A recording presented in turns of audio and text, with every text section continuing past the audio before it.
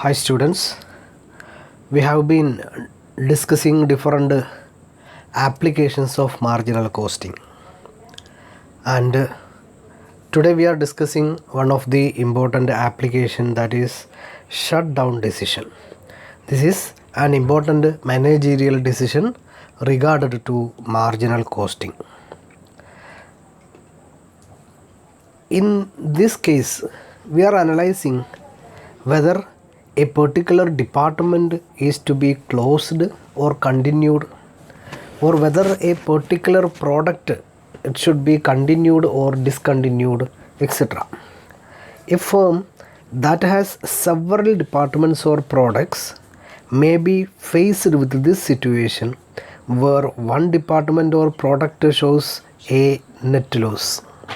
അതായത് സാധാരണ ഒന്നിൽ കൂടുതൽ പ്രോഡക്റ്റുകളോ ഡിപ്പാർട്ട്മെൻറ്റുകളോ ഉള്ള ഫേംസാണ് ഇത്തരം ഒരു സിറ്റുവേഷനിലെത്തുക. ഇപ്പോൾ ഫോർ എക്സാമ്പിൾ, ഒരു കമ്പനിക്ക് 5 പ്രോഡക്റ്റ്സ് ഉണ്ടാവും. അതിൽ 4 പ്രോഡക്ട്സും പ്രോഫിറ്റിലായിരിക്കും ഓടുന്നുണ്ടാവുക. പക്ഷേ ഒരു product may be running at a loss, or there may be several departments and 1 or 2 of the department may be running at a loss. And in this case, the department will be in a confusion, the firm will be in a confusion as to whether should this product or a department be eliminated. It will be a question to the management. That is, the management will be thinking whether that product running at a loss need to be discontinued, whether a particular department should be closed. In marginal costing, a department or product giving positive contribution shall not be discontinued. ഇപ്പോൾ നമ്മൾ നഷ്ടത്തിലോടുന്ന ഡിപ്പാർട്ട്മെൻറ്റോ പ്രോഡക്റ്റോ നിർത്തുക എന്നുള്ളതല്ല നല്ല രീതി. പകരം marginal costing ചെയ്യുന്നത് contribution provide ചെയ്യുന്ന ഏതൊരു ഡിപ്പാർട്ട്മെൻറ്റും ഏതൊരു പ്രോഡക്റ്റും ഇറ്റ് ഷുഡ് ബി കണ്ടിന്യൂഡ്, അത് ക്ലോസ് ചെയ്യാൻ പാടില്ല. കാരണം കോൺട്രിബ്യൂഷൻ ആണ് നമ്മുടെ ബേസ് എന്ന് പറയുന്നത്. ഫിക്സഡ് കോസ്റ്റിന് പ്രാധാന്യം നൽകുന്നില്ല. കാരണം നമ്മൾ ഈ പെർട്ടിക്കുലർ പ്രോഡക്റ്റോ ഡിപ്പാർട്ട്മെൻറ്റോ നിർത്തിയാലും ഇല്ലെങ്കിലും നമുക്ക് ഫിക്സഡ് കോസ്റ്റ് കൊടുക്കേണ്ടി വരും. So our consideration should be only whether there is contribution. Contribution നമുക്കറിയാം, sales minus variable cost. Total സെയിൽസിൽ നിന്ന് വേരിയബിൾ കോസ്റ്റ് കഴിഞ്ഞ് പോസിറ്റീവ് കോൺട്രിബ്യൂഷൻ ഉണ്ടെങ്കിൽ that product or department should not be discontinued. If that product or department is discontinued, the overall profit will be decreased. നമ്മളത് നിർത്തിക്കഴിഞ്ഞാലുള്ള പ്രത്യേകത കമ്പനിയുടെ total പ്രോഫിറ്റിൽ reduction വരും. കാരണം ഈ പെർട്ടിക്കുലർ ഡിപ്പാർട്ട്മെൻറ്റിൽ നിന്ന് കിട്ടുന്ന കോൺട്രിബ്യൂഷൻ കിട്ടാതെയാവും. അപ്പോൾ അതുകൊണ്ട് തന്നെ ഓവറോൾ ലോസിലേക്കാണ് ഇത് നയിക്കുക, അല്ലെങ്കിൽ പ്രോഫിറ്റ് കുറയുകയാണ് ചെയ്യുക. So this is shut down decision, അല്ലെങ്കിൽ closing down of department, discontinuing a product. നമ്മളതിനെ ഒന്നിച്ച് ഷട്ട് ഡൗൺ ഡിസിഷൻ എന്നാണ് പറയുക. Shut down may be temporary closure due to competition, seasonal problems, special conditions etcetera. നമ്മുടെ ഈ shut down എന്ന് പറയുന്നത് പരിപൂർണമായി നിർത്തലായിക്കൊള്ളുന്നില്ല. ചില ഓഫ് സീസണുകളിൽ നിർത്താം, അല്ലെങ്കിൽ കോമ്പറ്റീഷൻ ഉള്ളതുകൊണ്ട് തൽക്കാലം നിർത്തി വെക്കാം. ഇങ്ങനെ എല്ലാത്തിനെയും നമ്മളിവിടെ ഈ ഒരു ടെമ്പററി ക്ലോഷർ അടക്കം നമ്മുടെ ഷട്ട് ഡൗൺ ഡിസിഷൻ്റെ പാർട്ടാണ്. Shut down cost is to be an important consideration. ഇപ്പോൾ ഈ കേസിൽ നമ്മൾ പരിഗണിക്കേണ്ട ഒരു പ്രധാന ഫാക്ടർ ഷട്ട് ഡൗൺ കോസ്റ്റാണ്. What is shut down cost? It is the unavoidable cost that will incur even if the unit is shut down. നമ്മളൊരു particular unit, ഒരു ഡിപ്പാർട്ട്മെൻറ്റ് പ്രോഡക്റ്റ് നിർത്തിയാലും ഇല്ലെങ്കിലും നമുക്ക് വരുന്ന കോസ്റ്റിനെയാണ് ഷട്ട് ഡൗൺ കോസ്റ്റ്. ഇപ്പോൾ for example, a particular fixed cost. നമ്മൾ ആ പെർട്ടിക്കുലർ ഡിപ്പാർട്ട്മെൻറ്റ് നിർത്തിയാലും ഇല്ലെങ്കിലും നമുക്ക് എന്തുണ്ടായിരിക്കും? ആ പെർട്ടിക്കുലർ ഫിക്സഡ് കോസ്റ്റ് വരും. ഇതുപോലുള്ള കോസ്റ്റുകളെയാണ് നമ്മൾ ഷട്ട് ഡൗൺ കോസ്റ്റ് എന്ന് പറയും. And another point is shut down point. നമ്മൾ പരിഗണിക്കേണ്ട മറ്റൊരു ഫാക്ടർ ഷട്ട് ഡൗൺ പോയിൻ്റ് ആണ്. It is the point of sales where operating loss is equal to shut down cost. നമ്മൾ എപ്പോഴാണ് ഷട്ട് ഡൗൺ ചെയ്യാൻ സാധിക്കുക? നമ്മൾ പരിപൂർണമായി നഷ്ടത്തിൽ വരുന്ന ഒരു ഫേം ഒരിക്കലും കണ്ടിന്യൂ ചെയ്യണമെന്നില്ല. പക്ഷെ അത് ഷട്ട് ഡൗൺ ചെയ്യേണ്ട ഒരു സമയമുണ്ട്. ആ പോയിൻറ്റിനെയാണ് നമ്മൾ ഷട്ട് ഡൗൺ പോയിൻ്റ് എന്ന് പറയുന്നത്. It is the point of sales where our operating loss is equal to shut down cost. നമ്മുടെ ലോസ് ഈ ഷട്ട് ഡൗൺ കോസ്റ്റിന് തുല്യമാവുക. ഇത്തരം സിറ്റുവേഷനിലാണ് നമ്മൾ നിർത്തേണ്ടത്. So shut down point is calculated in units and amounts. In unit shut down point is equal to net avoidable fixed cost divided by contribution per unit. എന്താണ് net avoidable fixed cost എന്ന് പറയാം. So net avoidable fixed cost divided by contribution per unit, ഇതിനെയാണ് നമ്മൾ shut down point in unit calculation. And shutdown point in amounts in rupees is equal to net avoidable fixed cost divided by PV ratio. Then net avoidable fixed cost is equal to avoidable fixed cost minus reopening cost. നമുക്ക് ഒഴിവാക്കാൻ പറ്റുന്ന, നമ്മൾ shut down ചെയ്തു എന്ന് വിചാരിക്കുക. Shut down ചെയ്ത് കഴിഞ്ഞാൽ നമുക്ക് ആ ഷട്ട് ഡൗണിലൂടെ, ക്ലോഷറിലൂടെ ഒഴിവാക്കാൻ പറ്റുന്ന കോസ്റ്റിനെയാണ് നമ്മൾ അവോയ്ഡബിൾ ഫിക്സഡ് കോസ്റ്റ് എന്ന് പറയുന്നത്.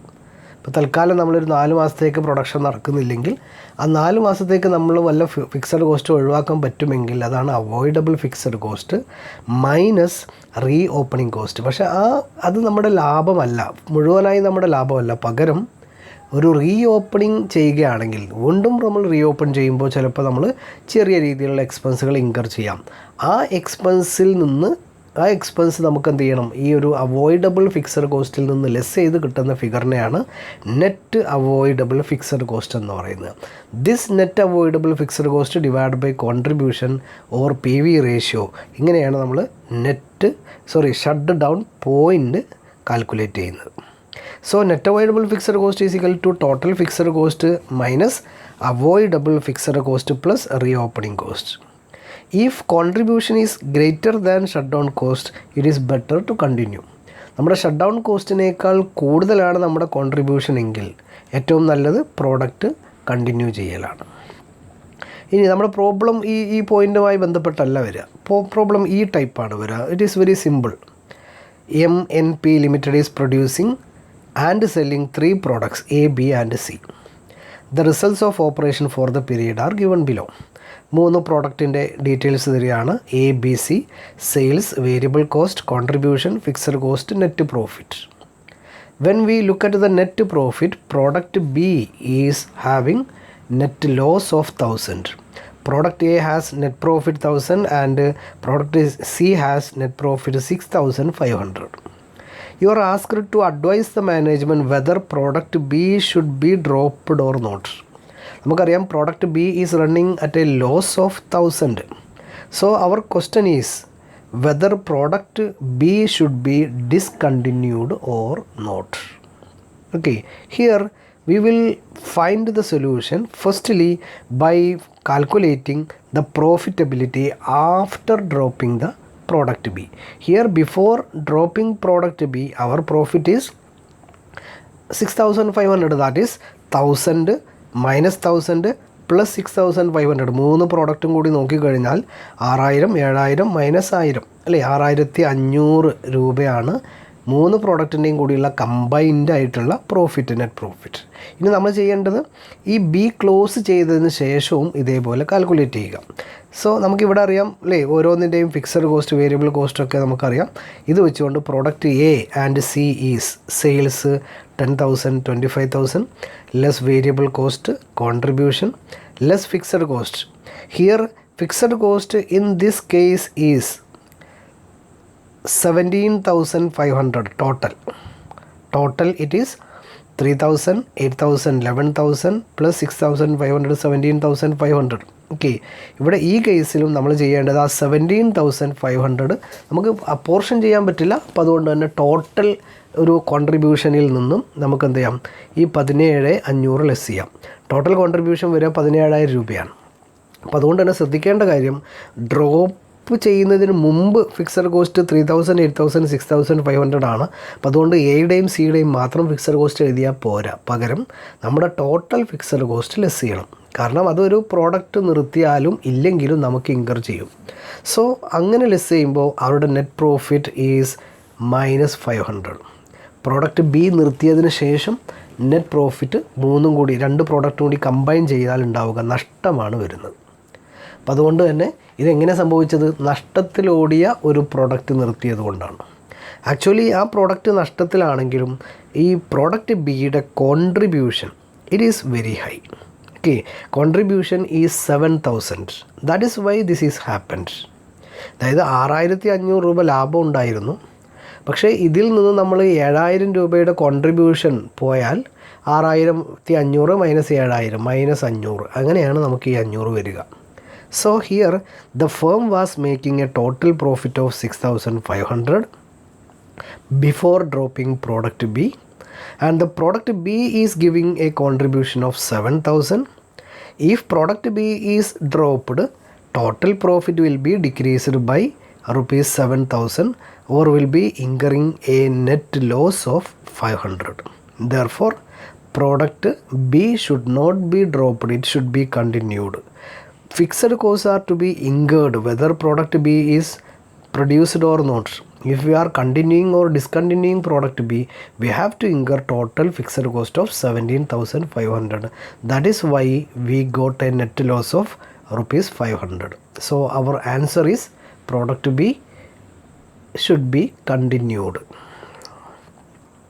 This is another question.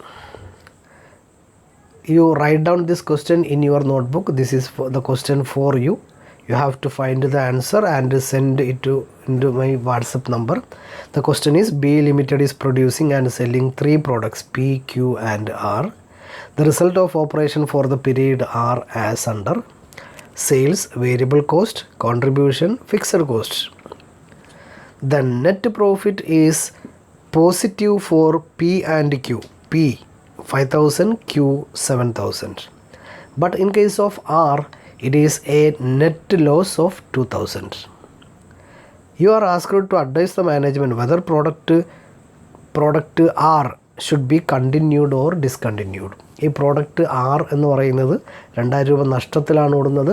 Whether it should be continued or discontinued. ഇപ്പോൾ ഒറ്റയടിക്ക് അത് 2,000 രൂപ നഷ്ടമാണ് ഒഴിവാക്കുക എന്ന് പറയാൻ പറ്റില്ല. പകരം നമ്മൾ നോക്കേണ്ടത് whether the product R is having positive contribution or not.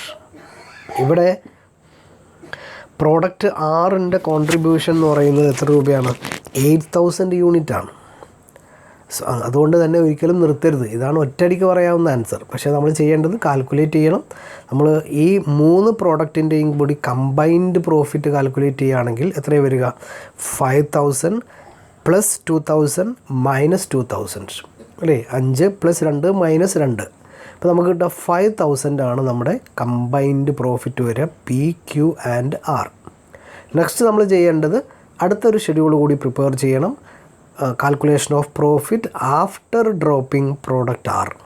Product R drop ചെയ്തതിന് ശേഷമുള്ള പ്രോഫിറ്റ് 3 കോളം പ്രൊവൈഡ് ചെയ്യുക: P, Q and total. Sales 2 എഴുതുക: 25,000, 35,000, total 60,000. Variable cost 15,000, 28,000, then total 43,000. Difference കാണുക: contribution. Next less fixed cost. Fixed cost ഓരോന്നിൻ്റെയും P 5,000, Q 5,000 അങ്ങനെ എഴുതരുത്. പകരം ഒന്നിച്ച് ടോട്ടൽ കോളത്തിൽ മാത്രം 5 + 5 + 10, 6ൻ്റെ 10,000 കൂടി എന്ത് ചെയ്യണം?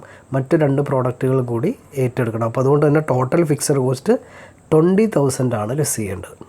അപ്പോൾ നമുക്ക് കിട്ടുന്ന ഫിഗർ എന്ന് പറയുന്നതാണ് നെറ്റ് പ്രോഫിറ്റ് അല്ലെങ്കിൽ നെറ്റ് ലോസ്. പിന്നീട് കമ്പയർ ചെയ്യുക. ഡ്രോപ്പ് ചെയ്യുന്നതിന് മുമ്പ് നമ്മുടെ നെറ്റ് പ്രോഫിറ്റ് 5,000 ആണ്. കമ്പൈൻഡ് നെറ്റ് പ്രോഫിറ്റ് 5,000 ആണ്. ഡ്രോപ്പ് ചെയ്ത് കഴിഞ്ഞതിന് ശേഷമുള്ള കമ്പൈൻഡ് നെറ്റ് പ്രോഫിറ്റ് ഇത്ര രൂപയാണ്. അപ്പോൾ അതുകൊണ്ട് തന്നെ പ്രോഫിറ്റ് ഇൻക്രീസ് ചെയ്തു, ഡിക്രീസ് ചെയ്തു, കണ്ടിന്യൂ ചെയ്യണം, ഡിസ്കണ്ടിന്യൂ ചെയ്യണം. ഈ രീതിയിലൊരു ആൻസർ കൂടി എഴുതണം. This is shut down decision.